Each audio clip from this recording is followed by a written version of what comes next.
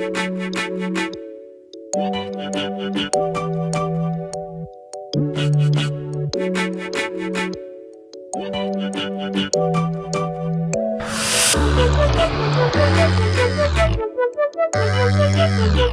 I'm Tom. I'm going to talk to you guys about the basics of skiing. So, the number one thing for skiing is to ski at your own level. If you're a very beginner, don't go up to the very top and do a double black. Make sure you stay on the greens and blues at first. Next thing is to make sure you bend your knees and keep your balance. Make sure your technique is good before you go out on the slopes. Make sure that you keep your balance and can maintain your control. The next thing, kind of getting more into technique here, is make sure you're comfortable with the two basic positions. Those are snowplow and ski straight. Those will help you maintain control and pick up speed when you need to. All right, one of the biggest things is to maintain control at all times.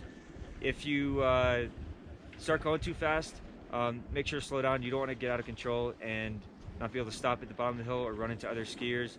It's an easy way to get injured. It's a good way to get kicked off the mountain. Another thing, don't be afraid to fall. Falling is a great way to stop if you do lose control.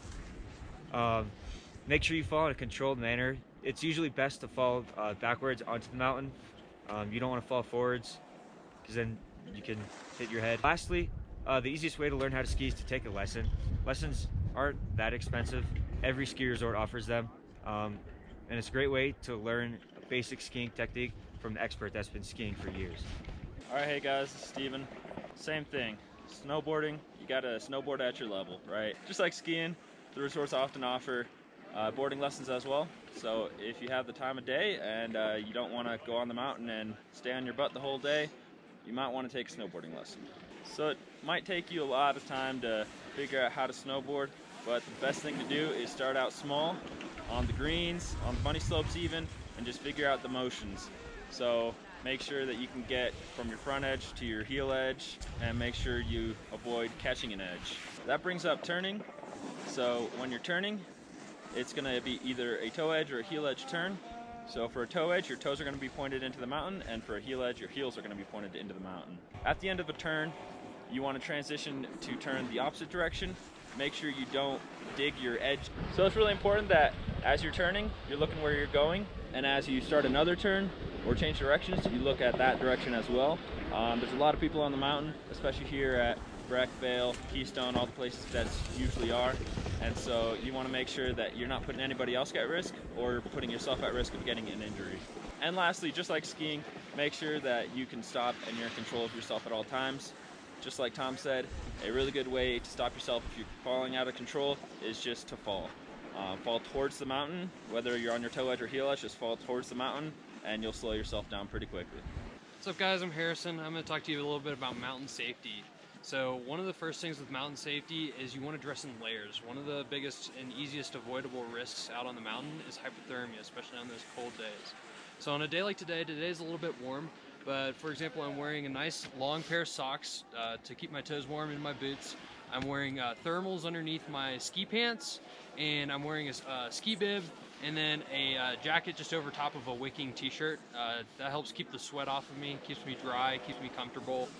It's really important to dress in layers when you're on the mountain because if it starts warming up throughout the day, you want to be able to strip those layers off to keep yourself from sweating, because the more you sweat, once you get wet, your layers are not going to be able to retain as much warmth. Okay, another key element to mountain safety is making sure you're just taking care of your body. So make sure you show up to the mountain hydrated, make sure that you're eating food, take a lunch break. A lot of times accidents will happen around 11 o'clock, 11:30 on the mountain, or maybe just before dinner, because your body is deprived of those nutrients that you need to keep yourself at peak performance all day. It's important to stay hydrated. Personally, I carry either a water bottle or a hydration pack in my backpack. I believe these guys do as well. Don't carry a metal water bottle, it'll hurt when you fall. Also, not a good idea to drink alcohol when you're on the mountain. Your body is already struggling to keep its physical mobility and coordination up, so you don't want to impair that in any way. That just won't end well for anyone. Also won't end well if you clash with ski patrol, so I would not recommend doing that. So another important part of showing up to the mountain is having the right equipment. Make sure your gear is set up appropriately for your skier or snowboarder level. For example, with your snowboard, get it set up and tuned by a professional. Make sure you're keeping your board waxed so you're not damaging your equipment. And make sure that you're checking the screws on your bindings to ensure that they're tightened all the way. The last thing you want is to be on a double black diamond and have a binding completely pop off your board. So also with the skis, you want to have them set up by a professional because you want to be able to pop out of your bindings when you're having a wipeout. Okay. Signs. Also, another pro tip, if there's any risk of avalanches, even if you're at a resort, it's not a bad idea to carry a beacon with you if you have access to one. If you're going to do any out-of-bounds terrain, you need to make sure you're trained on how to avoid avalanches and avalanche rescue. You also need to carry a beacon shovel probe with you. It's also good to carry a whistle with you, like such. Make sure to be prepared for your day of skiing, that you are checking the weather ahead of time. That way you can see what kind of layers of clothing you need, what kind of gloves you might need, if you need those extra liners, if you need those toe warmers and hand warmers on those cold days.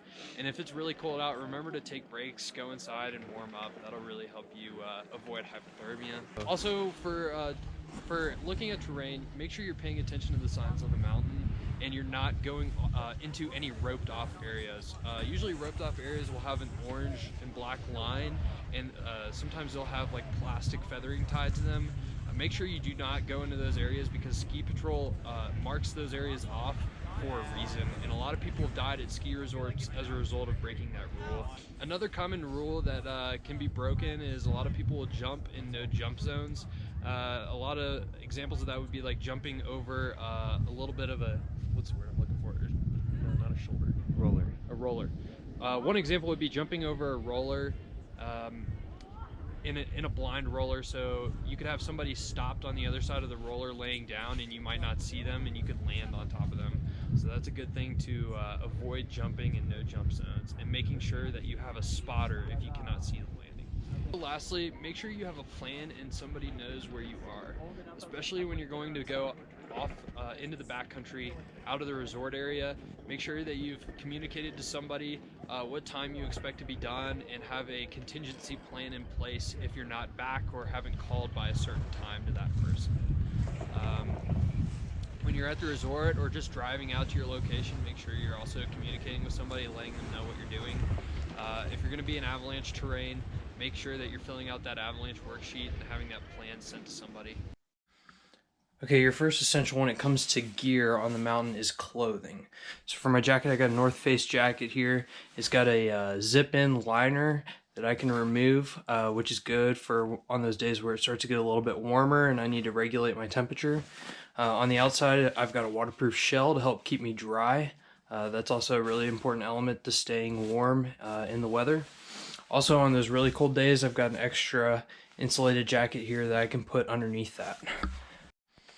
For pants, I like to wear snowboard pants over a bib just because it gives me a little bit better range of motion, but that's totally up to preference there on that one.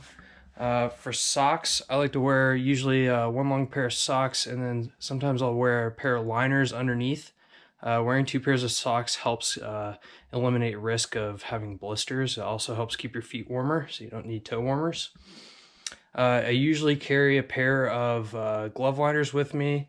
On those really warm spring days, I'll usually just wear glove liners, and then on those really cold days, I'll wear glove liners with mittens or with normal gloves. For my boots, I've got a set of K2s. Biggest thing on boots is get what is comfortable for you. Just do your research. Make sure you're going to buy something that's going to hold up. The thing that I really like about these boots is that they're heat moldable, so they conform really well to my foot, and that just helps eliminate the risk of getting blisters out on the mountain, so it's a lot more comfortable. Another big essential is a helmet. It doesn't really matter what you get on these, just any helmet is better than no helmet at all, especially if you're going to be in the trees or near any kind of hard objects on the mountain. Okay, another essential when I'm on the mountain is hydration. So I carry a 3-liter Camelback, which is a little bit of overkill, but really you could just be fine with a water bottle. I got a North Face bag that I put all my gear in. I usually carry a extra Cliff Bar, a charger for my phone, since on those cold days my phone battery can go really quick. It's important to have a line of communication. I carry an extra set of hand warmers. For my goggles, I got a pair of Smith Chroma Pops, and then I always carry a backup. Usually I'll just keep it in the car just in case anything happens to my goggles. I can just run back to the car and grab another pair. So for my board setup, I'm running a Burton Custom Twin 58. So it's a 58 centimeter long board. It's about average on the width. This is a great all mountain board for kind of starting out and to the intermediate level. So I'm about 170 pounds, and a 58 centimeter board is great. Also, another alternative option for my backup board and for the park, I've got a Burton Clash, and this one's a little bit longer and a little bit wider. So this would normally be for somebody kind of around 180 pounds, but for me this works great on powder days. So with my board setups, I like to carry around either a extra screwdriver or multi-tool and hardware for my bindings, along with a little bit of Loctite. And the reason being, for these specific bindings, they have a tendency to come unscrewed. So that's just one of those things I'm always ready to deal with wherever I am on the mountain. I think it's important for my safety. That way, if I lose a binding halfway down, I can still make it down the mountain. And lastly, I'd just like to mention that no matter what gear that you pick, make sure that you know your gear before you go out. Make sure that you can depend on it. Have backups for the things that you think you need backups for. And just make sure you know how everything functions so that nothing unpredictable happens to you out on the mountain.